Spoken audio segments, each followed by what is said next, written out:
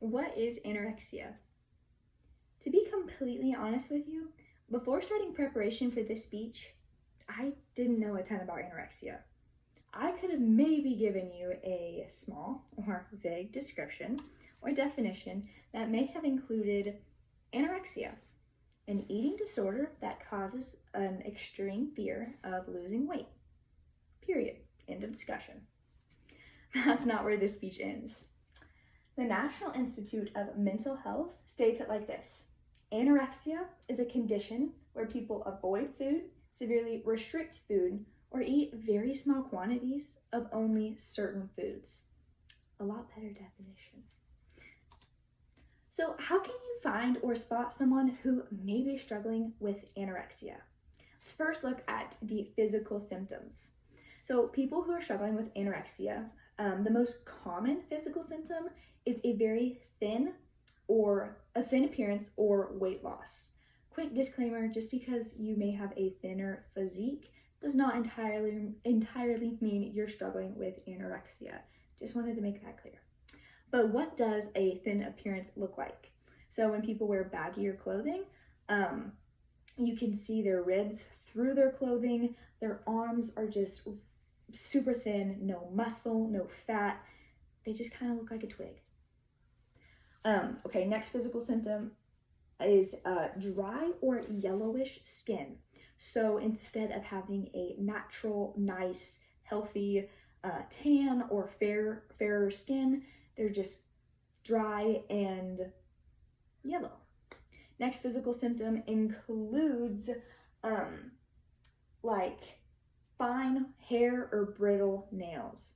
So brittle nails, obviously your nails aren't healthy and your hair is not getting enough nutrients to sustain itself. So it starts looking, thinner. Your roots especially starts thinning out. You can even begin to bald. So next physical symptom is sluggishness. So people who were, super active, super just athletic, they can, simple everyday activities begin to wear them out, and, they're just tired constantly. And the last symptom for physical symptom is bloating or stomach problems. So what exactly does that look like? So people who are anorexic have a thin appearance. So when they do eat, when they finally do feed their stomach gets really upset and it bulges. So they look a lot bigger than they actually are. So here are a few pictures.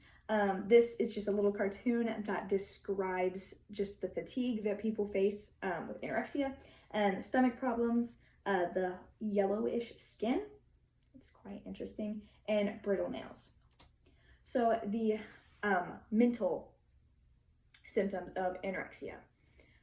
So I think the most common mental symptom of anorexia is a distorted or unhealthy body image. So what does that mean? People don't look at their body the way other people might look at it, or the way that God intended their body to be looked at. So it's just more mental, just the fear of body image. So they also have irritable moods, lack of emotion, or mood swings. So someone who may have been joyful, happy, love life, all of a sudden becomes super restricted, lack of emotion, I feel like it's almost a personality switch, which is really scary and a really sad thing to be going through. So, how can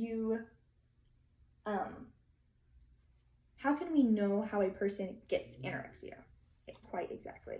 And here, how does a person get anorexia? So, someone who has anorexia could have gotten it from their parents. That was really interesting and something I definitely did not know. It's called genetic predisposition. So that means that genes that somebody with anorexia has gotten them from their parents. So it's like a genetic mutation. That was very interesting. And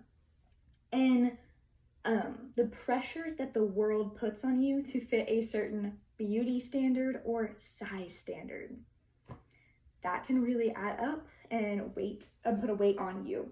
So the next reason like a person can get anorexia is not believing you're a unique design and a temple for the Lord. Let me say that again. It's not believing you're a unique design and temple of God. So when you don't believe that, and when you don't know that you're from God and that you're his creation, you're not going to look at your body the way he does. The next reason a person can get anorexia is discontentment with the body given to them. So when you look at yourself and you don't like what you see, you could become discontent and go to extreme measures to change it. And the last way a person can get anorexia is developmental issues. So what does that look like? Developmental issues, OCD.